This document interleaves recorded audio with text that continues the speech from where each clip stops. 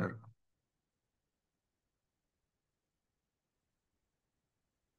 Ya, kita akan belajar tentang 12 sifat kedaulatan Allah ya.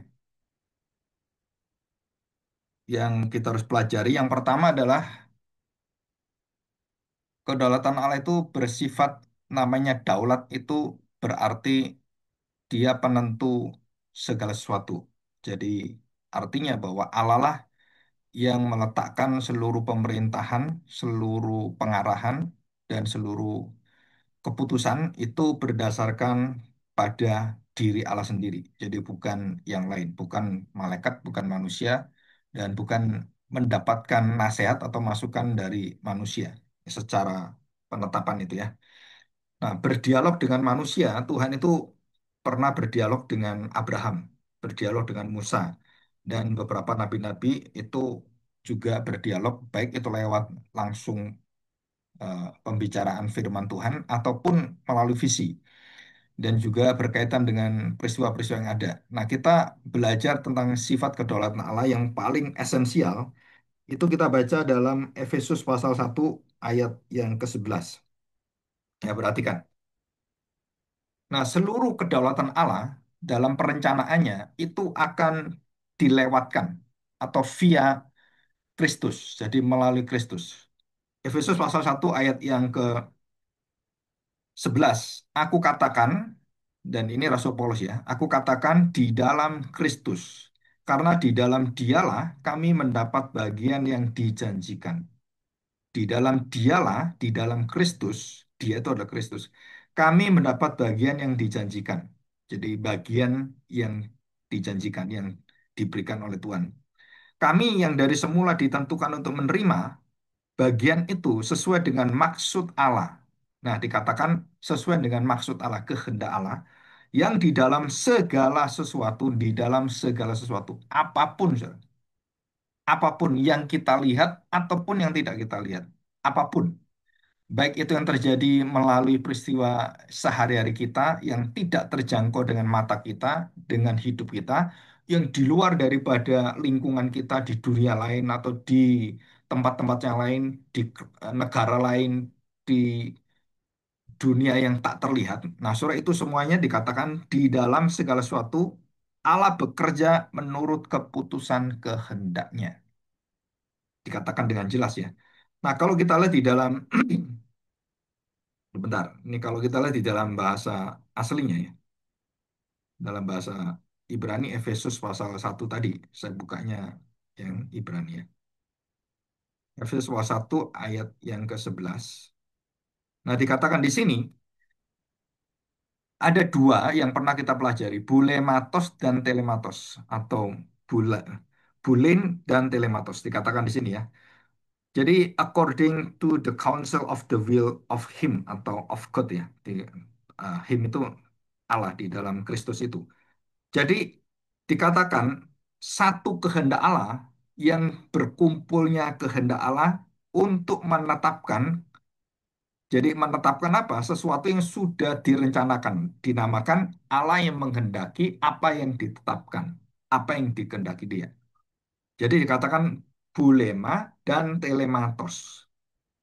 Telematos ini tidak bisa diubah ketetapan Allah yang bersifat berdaulat.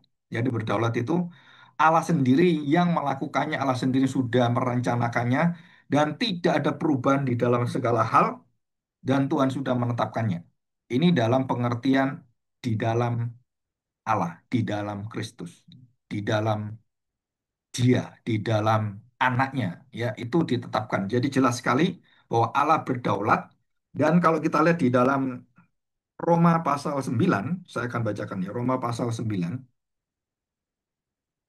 ayat yang ke-15 ya.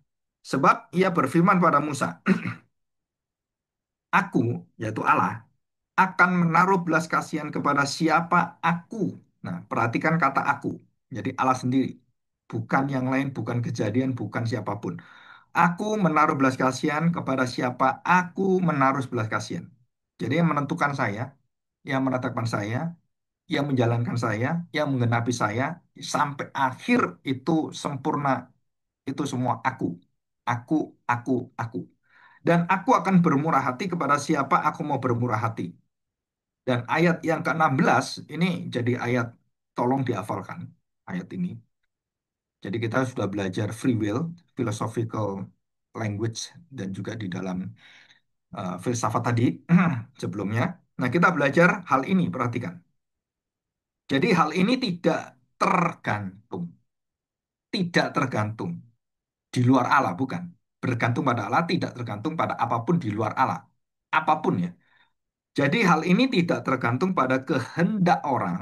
Nah, kehendak orang, the will of man itu kan. Jadi personal orang itu tidak bergantung pada kehendak orang. Mau kondaki apapun, mau jahat, mau apapun, soal apapun yang kamu lakukan, dikatakan tidak bergantung pada kehendak orang. Ketetapan Allah itu akan berjalan dan seluruh kehendak manusia itu diatur, diarahkan, dipimpin, dan diselesaikan serta sampai tuntas seluruhnya itu Tuhan yang atur semua, Tuhan yang pimpin. Dikatakan tidak tergantung pada kehendak orang atau usaha. Usaha itu yang dinamakan pekerjaan perbuatan-perbuatan ya, tetapi kepada kemurahan hati Allah. Jadi ini jelas ya. Jadi berdaulat. Nah, sekarang yang kedua, kita lihat pada Daniel. Kitab Daniel pasal yang keempat, ayat yang ke-24. Nah, dikatakan ya tentang raja yang mendapatkan penglihatan itu, penglihatan yang luar biasa tentang pohon itu ya. Ini minggu lalu kita juga baca ayat ini. Inilah maknanya, ya raja, dan inilah keputusan. Nah, dikatakan jelas. Keputusan yang ditetapkan oleh Allah yang berdaulat, yang maha tinggi mengenai tuanku raja. Ini kepada raja, termasuk semua bangsanya, rakyatnya. Tuanku akan dihalau, disingkirkan, dibuang oleh Tuhan. Di antara manusia dan tempat tinggal Tuanku akan ada di antara binatang-binatang di padang. Jadi seperti binatang liar, seperti macan, singa, dan semua yang ada di padang belantara itu. Kepada tuanku akan diberikan makanan rumput seperti kepada lembu. Jadi Nebukadnezar itu akan jadi seperti lembu. Seperti ya, bukan lembu ya. Jadi betul-betul dia itu makannya seperti itu dan badannya juga sama. Dan tuanku tidak akan mandi, akan dibasahi dengan embun dari langit dan nggak pernah mandi dia selama 7 masa kira-kira 7 tahun. Dan dibasahi dengan embun dari langit, demikianlah aku akan berlaku. Demikianlah akan berlaku padamu atas tuanku sampai 7 masa berlalu hingga tuanku mengakui. Nah, sampai kapan itu dihajar Tuhan sampai dia mengakui bahwa dikatakan di sini yang maha tinggi berkuasa atas kerajaan manusia dan memberikannya kepada siapa yang dikehendakinya. Inilah sifat Allah yang berdaulat dan tidak berubah. Berdaulat, daulat. Mau saya berikan pada siapa, mau saya lepaskan, mau saya angkat, mau saya turunkan, mau saya hidupkan, mau saya binasakan mati, itu semua Allah berdaulat. Dikatakan kepada siapapun yang dikehendaki oleh Tuhan. Yang dikatakan tentang membiarkan tunggul pohon itu berarti kerajaan Tuanku akan kembali kepada Tuanku pegang segera sesudah Tuanku mengakui bahwa surgalah yang mempunyai kekuasaan. Dan akhirnya Nebukadnezar mengakui kedaulatan Tuhan. Memang Tuhan berdaulat dan dia memuji Tuhan. Ya, perhatikan saudara, memuji Tuhan dan kemudian dia kembali hidupnya menjadi raja lagi, penuh dengan kemuliaan. Apakah dia bertobat sampai akhirnya menyembah Tuhan Allah? Jawabannya tidak. Ya, tidak. Dia melawan Tuhan, dibinasakan Tuhan. Terus apa fungsinya, Pak? Berarti Tuhan itu memberikan kemurahannya, memberikan kebaikannya, belas kasihannya. Tapi namanya hati manusia yang sudah ditetapkan dalam kebinasaan, saudara, binasa. Kenapa binasa? Karena dia memilih melawan Tuhan lagi pada akhir hidupnya. Jadi bukan salah Tuhan. Tuhan sudah memberikan kemurahannya, memberikan kesempatan. Ya, ini secara jelas ya. Oke, kita lihat sekarang sifat yang kedua, tak berubah. Allah tidak berubah. Di dalam Roma pasal 8 ayat 37. Ini yang perjanjian baru ya. Saya bacakan. Tetapi dalam semuanya itu kita lebih daripada orang-orang yang menang dan yang oleh dia kita telah menerima dan menerima untuk mengasihi serta dikasih oleh Tuhan. Sebab aku yakin baik-baik maut maupun hidup, baik malaikat-malaikat maupun pemerintah-pemerintah, baik yang ada sekarang maupun yang akan datang, dikatakan atau kuasa-kuasa baik yang di atas maupun yang di bawah, ataupun sesuatu makhluk lain. Nggak tahu siapa ini makhluk lain. Baik itu manusia, roh-roh jahat yang berbentuk dalam kejahatan dan kegelapan, roh-roh terang yang melayani Tuhan, tidak akan dapat memisahkan kita dari kasih Allah yang ada dalam Kristus Yesus Tuhan kita. Nah, kembali kita lihat, senternya itu adalah Kristus. Jadi tidak berubah. Baik itu kejahatan, baik itu maut, baik itu malaikat-malaikat, pemerintah, apapun tidak akan bisa mengubah pilihan Tuhan kepada hidup orang percaya, termasuk kita semua. Ya, jadi jelas ya. Yang ketiga adalah tidak pernah gagal. Ya, tidak pernah gagal. Amsal 21 ayat yang sorry 19 ayat 21. Banyak rancangan di hati manusia, tetapi keputusan Tuhanlah yang terlaksana. Jadi manusia merancang-rancang, gagal-gagal. Aduh, salah lagi. Aduh, keliru lagi. Aduh, ini kok akhirnya seperti ini.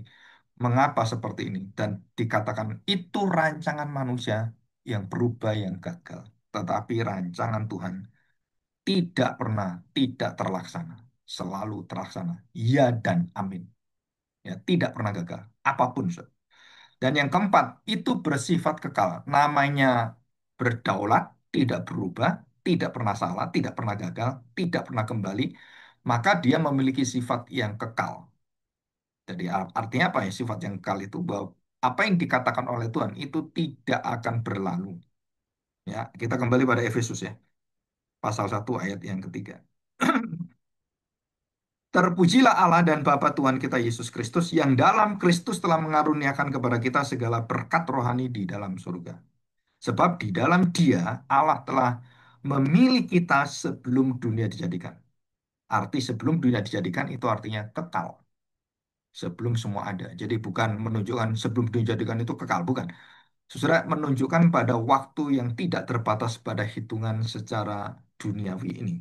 Ya, banyak orang katakan sebelum dunia jadikan itu bukan kekal. Betul bukan kekal. Tetapi itu menunjukkan sifat daripada kekekalan yang memang kekal tidak berawal, tidak berakhir. Ya, itu namanya kekekalan. Tidak ada batasan yang membatasi yang dinamakan kekekalan. Kekekalan itu tidak bisa dihitung dengan waktu, dengan wilayah tempat, dengan pikiran manusia, dengan perasaan manusia. Kekal itu tak berbatas, yang namanya unlimited, tak terhingga. Ya, jadi kekal. Sebelum dunia jadikan supaya kita kudus dan tak bercacat di hadapannya. Ya, di dalam hal apa Tuhan itu bisa memberikan kita kekudusan dan ketidakcacatan, yaitu kasih Allah. Dalam kasihnya Kristus, Ia telah menentukan kita dari semula oleh Yesus Kristus untuk menjadi anak-anaknya sesuai dengan kerelaan kehendaknya. Nah ini sekali lagi, kerelaan, kemauan Allah sendiri, bukan dipengaruhi oleh siapapun, bukan karena hidup kita lebih baik dari orang lain, bukan karena usaha kita lebih baik dari orang lain, bukan. Tapi karena kerelaan kehendaknya kita dipilih dan kita dijadikan kudus tak bercacat di hadapannya. Jadi itu Tuhan yang tentukan, bukan kita. Di dalam waktu mana, bukan waktu manusia, tapi di dalam keberadaan Allah yang kekal, yang tak berawal berakhir, yang tak berwaktu seperti kronos manusia. Dan kemudian yang kelima yang sudah saya jelaskan bahwa semua di dalam Kristus, di dalam Kristus, di dalam Dia, di dalam kasihnya yang Dia nyatakan di dalam Kristus. Dan semua adalah Christ Center. Ini yang kelima. Yang keenam adalah tujuannya selalu mengagungkan, memuliakan, mengagungkan, memuliakan Tuhan. Ya, dikatakan di sini ayat yang keenam ya. Efesus pasal ke-6. Supaya terpujilah. Nah, terpujilah. Kita meninggikan bukan karya manusia, bukan karya misi kita, bukan karya kekuatan manusia melayani Tuhan yang bisa sampai akhirnya bisa pensiun, bisa dihormati orang. Bukan, bukan itu. Tapi terpujilah dikatakan kasih karunia-Nya. Jadi itu adalah wujud kasih karunia Yang diberikan pada kita itu hanya secuplik kecil, saudara. Karena itu bagian pribadi kita. Yang dicurahkan Tuhan adalah kasih karunia bagi seluruh umat orang percaya dan dunia ini. Terpujilah. Siapa yang terpuji? Kasih karunia-Nya yang mulia yang dikaruniakan kepada kita di dalam Dia yang dikasihinya. Jadi jelas ya, ini adalah sifat daripada keenam sifat dari kedaulatan Allah. Dan yang ketujuh adalah bijaksana. Jadi bijaksana itu artinya semua ditetapkan dengan pengetahuan Allah, dengan kebaikan dan hikmat Allah, dengan nilai-nilai surgawi, dan tidak bisa orang kemudian mengatakan, kenapa ini terjadi? Kenapa aku buta sejak lahir? Kenapa aku kena kanker? Kenapa? Why? Kenapa? Saudara, itu adalah manusia bertanya. Tapi Tuhan mengatakan, aku sudah memberikan keputusan dengan hikmat yang sempurna. Untuk apa? Untuk kebaikan. Nah, itu sifat yang kedelapan. Semua demi kebaikan kita. Apanya baik, Pak? Kalau kemudian anak saya mengalami kecelakaan, apalagi dia mati. Apa baiknya? Dan Tuhan mengatakan semua baik. Jadi waktu kita mengalami bencana, musibah, malapetaka, pada saat itu pikiran kita, ah ini jelek, namanya kecelakaan musibah dan jelek kan. Apalagi sakit penyakit. Dan kita ngomong, ah ini semuanya kok rasanya ada yang nggak beres. Mungkin ada dosanya dan lain. Saudara, kita tahu bahwa segala sesuatu bekerja di tetapan Tuhan dan apapun terjadi, baik-baik yang baik atau baik itu adalah yang buruk, yang musibah. Saudara, itu adalah demi kebaikan kita.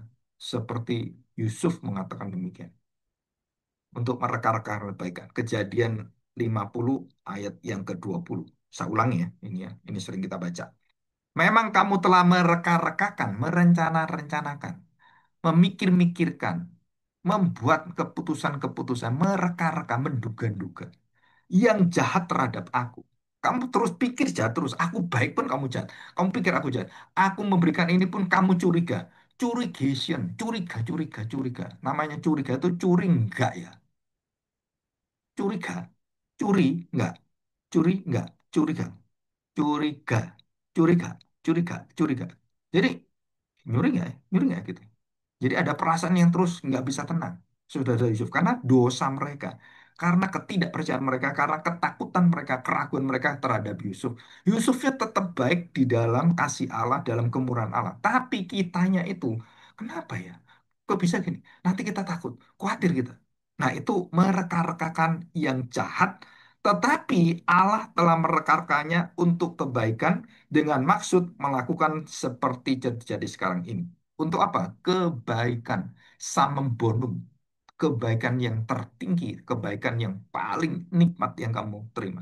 Jadi Yusuf waktu di penjara, waktu dijual oleh kakaknya, dia melihat itu semuanya adalah menuju kepada kebaikan. Dia terima, dia dengan rendah hati, dia mengalami penderitaan, dia mengalami sakit hati, dia tertusuk hatinya, dia betul-betul dibuang saudaranya, dia kangen dengan orang tuanya, rindu dengan adik. Waduh, suatu itu banyak hal dan dia tidak bisa lakukan. Masa-masa yang luar biasa dia mengatakan Tuhan tetap baik. Nah, itu orang beriman. Bukan prosperity gospel. Ikut Tuhan kamu diberkati, ikut Tuhan kamu akan mendapatkan orang-orang yang baik sekali. Saudara, itu kebohongan besar. Orang-orang yang di dalam kebenaran akan menghadapi tantangan-tantangan yang luar biasa. Dan itu saya lihat dalam hidup saya, itu begitu besar. Tapi tantangan yang terberat adalah ketidakkudusan kita, bukan orang lain. Jadi saudara, kenapa Roh Kudus menguduskan kita? Karena bukan orang lain menjatuhkan kita, tapi hidup tidak kudus kita lah yang sembarangan, yang mengubah hidup kita seperti dunia, mengingini seperti dunia, free will seperti dunia, kita jatuh, saudara.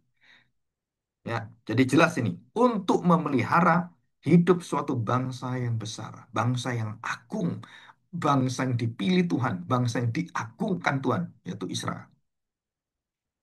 Jadi ini suatu yang sangat luar biasa. Jadi mulai dari yang pertama tadi, berdaulat, tidak berubah, tidak pernah gagal, bersifat kekal, berpusat pada Kristus, selalu memuliakan Tuhan, karena Tuhan itu bijaksana, Tuhan itu baik, dan kebaikannya selalu mengaliri kita, terus kemudian mengkamiri kita, memimpin kita, melingkupi kita. Dan yang kesembilan, saudara, kedaulatan itu misterius, tersembunyi dalam diri Allah. Kita baca Daniel pasal yang kedua ayat 20. Ya. Berkatalah Daniel, terpujilah nama Allah dari selama-lamanya sampai selama-lamanya. Sebab daripada dialah hikmat dan kekuatan. Hikmat dan kekuatan. Jelas ya tadi kan hikmat. Dia mengubah saat dan waktu. Dia memecat raja dan menjatuhkan raja, mengangkat raja. Dia memberi hikmat kepada orang bijaksana dan pengetahuan kepada orang yang berpengertian. Dialah yang menyingkapkan. Nah ini, misterius, apokaliptis, sesuatu yang tertutup disingkapkan. Itu apokaliptis. Wahyu itu apokaliptis. Dikatakan dialah yang menyingkapkan hal-hal yang tidak terduga, yang tidak terpikirkan, yang tersembunyi. Dia tahu apa yang ada di dalam gelap dan terang tidak ada padanya. Dan tidak ada yang tersembunyi di hadapan Allah semua. Termasuk dosa kejahatan semua. Ya. Dan kemudian misteri Allah ini membuat kita kemudian melihat seluruh hidup kita itu bersifat komprehensif. Semuanya menjadi satu kesatuan yang tak terpisah. Dan semuanya tertuju pada satu hal yang lebih spesifik, yang khusus. Dan kedaulatan Allah itu biasanya dimengerti dengan secara khusus. Kita lihat 1 Korintus pasal 15 ayat 38. Tetapi Allah memberikan kepadanya suatu tubuh seperti yang dikehendakinya, yang dikatakan kehendak Allah, berdaulat.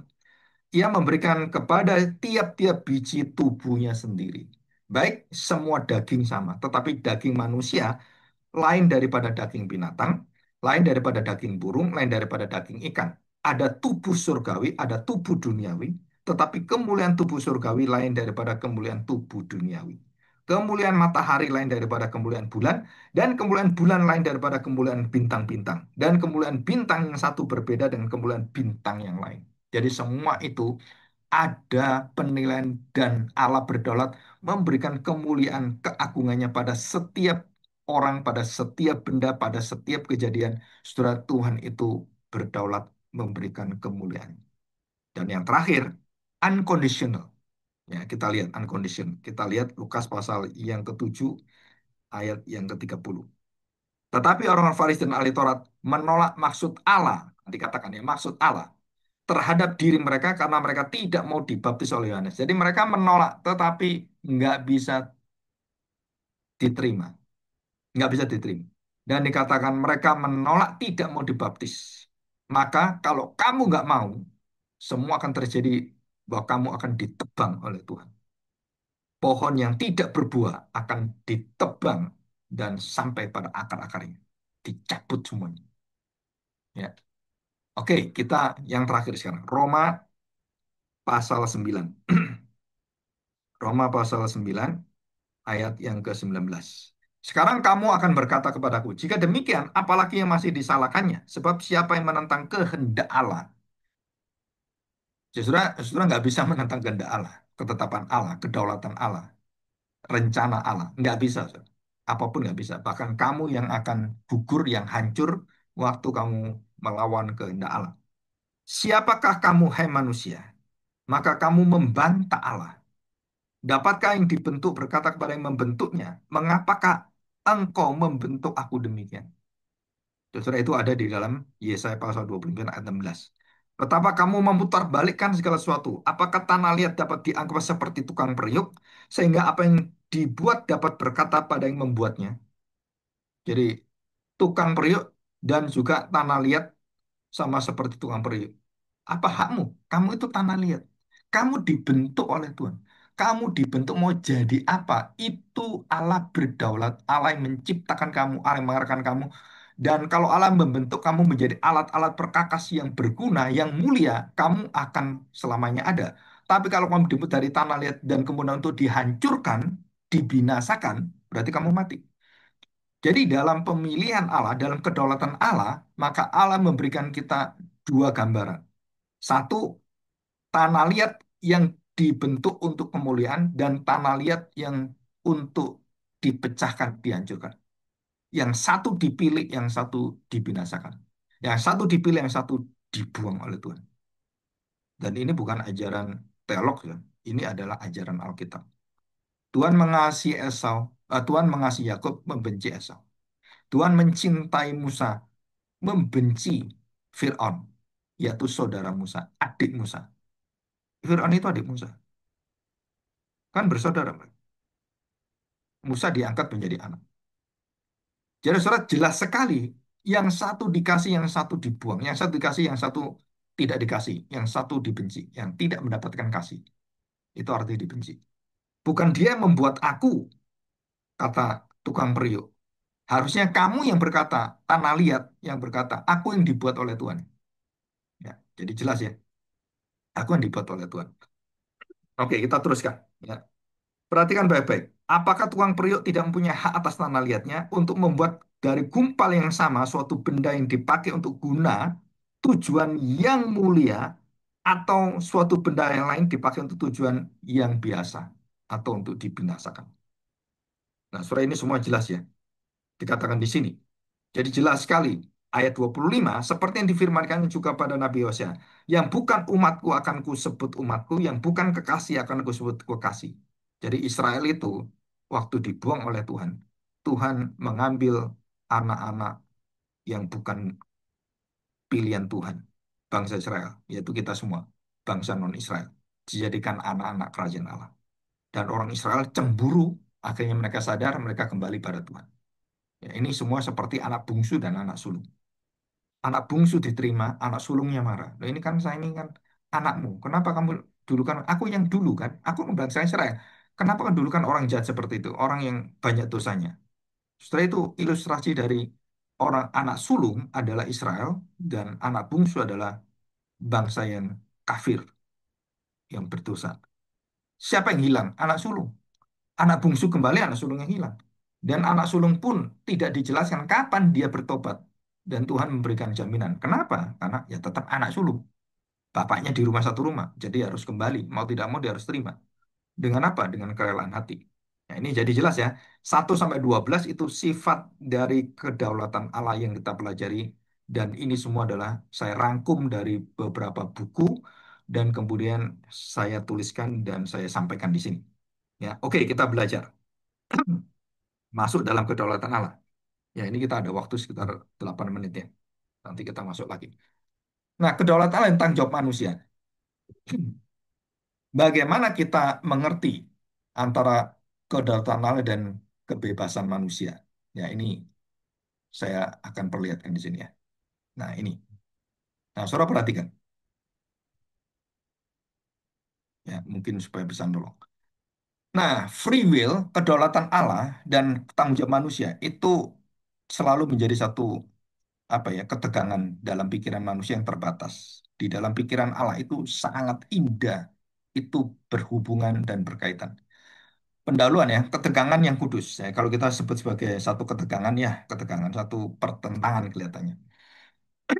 Nah, satu hubungan kedaulatan Allah yang mutlak dengan tanggung jawab moral manusia itu di mana ketegangan itu? Surah kontradiksinya di mana? Atau mystery of compatibilismnya di mana? Dalam kehendak bebas yang kita pelajari sesuai dengan kehendak Allah. Yaitu pengakuan bahwa Allah berdaulat atas segala sesuatu dan disitulah manusia sulit menerima. Kenapa? Karena manusia mempunyai satu pengertian moralitas yang menurut mereka adalah yang ukuran mereka menjadi standar mereka. Tetapi alam punya standar dalam dirinya, hikmatnya, kekuatannya.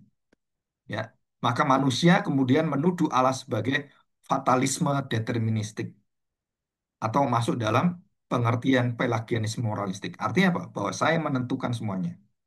Kalau Allah seperti itu nggak bisa saya terima, kenapa kejahatan dibiarkan? Kenapa anak-anak yang seperti di Gaza itu kemudian merana dan kelaparan dan di mana Tuhan? Kenapa Tuhan tidak menggerakkan orang untuk menolong? Padahal sudah banyak nolong.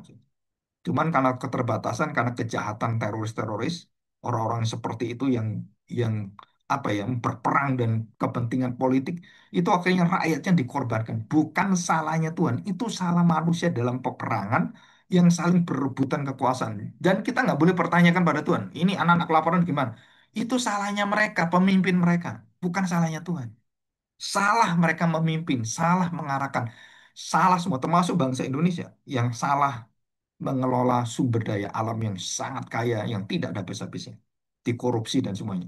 Sehingga rakyat Indonesia sengsara, jangan salahkan Tuhan. Aduh, kerjaan nggak ada nih, bagaimana Tuhan? Bukan salahnya Tuhan, itu salah pemerintah dan salah pengelolaan, bukan salahnya Tuhan. Jadi jangan pernah menyalahkan Tuhan. Kenapa? Yang salah itu ya kamu sendiri, manusia sendiri. Nah, dasar biblikanya, Sel. Saudara perhatikan, kedaulatan Allah itu selalu aktif dan tidak pernah pasif. Mazmur mengatakan demikian, ya, 115 ayat 3. Allah kita di surga, ia melakukan apa yang dikehendakinya. Jadi dia aktif ini. Nggak pernah Allah itu absen dalam segala peristiwa apapun. Dia aktif, dia hadir, dia mengontrol, dia mengendalikan sesuatu. Mungkin bagi kita, kenapa ini kok terjadi? Kok Tuhan diam aja? Malapetaka, tsunami, banjir, bandang, dan semuanya. Saudara, Tuhan semua punya rencana. Dan Efesus pasal 1 ayat 11 sudah kita baca tadi. Segala sesuatu itu mengerjakan keputusan kehendak kerelaannya. Roma pasal 9 juga sama. Allah berbelas kasihan pada siapapun. Jadi Tuhan itu nggak pernah berdiam. Dia aktif mengarahkan. Dia menggerakkan semuanya. Dia kemudian mengangkat seluruh hati raja itu menuju kemana yang dia ingini. Ya, tanggung jawabnya secara moral apa kita sekarang? Nah, kita lihat sekarang ya tanggung jawab secara moralnya di sini. Nah, perhatikan, so. Dalam Ulangan 30:19 dikatakan, Tuhan mengatakan pada bangsa Israel, kamu bangsa yang dipilih, bangsa yang mendapatkan kedaulatan Allah, bangsa yang mendapatkan satu rencana kepemilian Allah berdaulat. Tetapi hidup mereka harus sesuai dengan sifat-sifat Allah yang berdaulat dan berhikmat.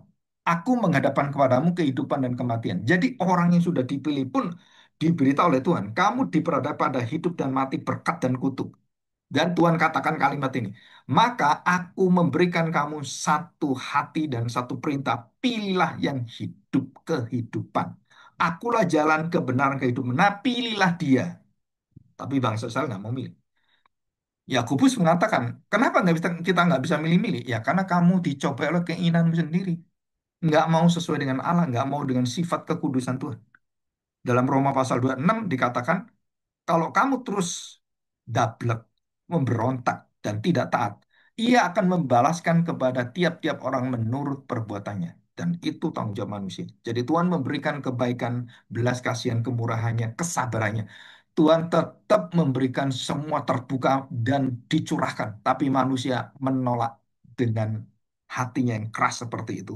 Maka Tuhan mengatakan, kalau aku memberikan hukuman, kebinasaan itu bukan salah Tuhan. Itu karena kamu memilih seperti Yudas untuk mengkhianati Tuhan. Jadi jelas ya. Nah, sekarang kita lihat. Menurut Jonathan Edwards, perhatikan ya. Jadi sesuatu yang paling tinggi adalah berkaitan dengan internal manusia. Apa itu? Kehendak manusia yang akan dibebaskan. Ya, apa itu?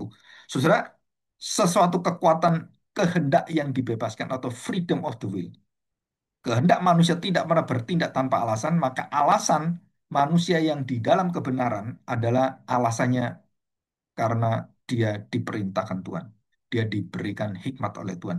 Dia diberikan Kristus dalam hatinya. Jadi selalu memilih apa yang dianggap paling baik, yang teragung, yang terbaik. Jadi manusia memang bebas memilih, tetapi tidak bebas menentukan natur motivasinya. Jadi kalau saya dipilih dan menjadi manusia baru, diciptakan baru, maka natur saya adalah natur yang sangat merindukan kekudusan Tuhan, yang sangat merindukan keadilan Tuhan. Jadi bukan dunia, bukan dipuji oleh dunia, tetapi dilihat oleh Allah, diagungkan oleh Allah. Nah, surah itu beda sekali. Ya, nah John Owen mengatakan kebebasan manusia dalam bertanggung jawab itu dalam batas natur-naturnya. Ya, John Owen menegaskan tidak bisa bertindak, ya dikatakan tidak bisa bertindak di luar kapasitas moral manusia, di luar pakem-pakem hukum-hukum nilai-nilai surgawi. Apa hukum yang akan kita terapkan dalam hidup kita? Bukan hukum Taurat yang membawa kutuk. Kutuk Taurat. Hukum Taurat adalah hukum kutuk. Sedangkan kita ada hukum kasih di dalam Kristus. Jadi kalau kita melakukan Taurat, kita diperhadapkan engkau binasa, engkau manusia berdosa, engkau manusia terkutuk. Di dalam Kristus kita diberitahu, kutukanmu, kutukan Taurat, kutukan dalam dirimu, sifat dosa yang membelenggu kamu, itu aku ambil dan aku bebaskan engkau. Namanya freedom consists not indifference. Jadi aku akan memilih yang dulu aku nggak mau pilih, sekarang aku pilih. Waktu dalam Kristus, aku tidak menyukai duniawi. Waktu di luar Kristus, aku sangat menyenangi duniawi. Aku tidak mau Kristus, tidak mau ke gereja, tidak mau mendengar firman Tuhan. Aku tidak mau menyanyi lagu gereja. Tapi di dalam Kristus, saya mendapatkan kepuasan waktu saya mendengar firman Tuhan, waktu memuji Tuhan, hati saya begitu besar. Ya, dan ini yang sangat penting. Oke, kita kurang 1 menit ya. Nah, perhatikan ya di dalam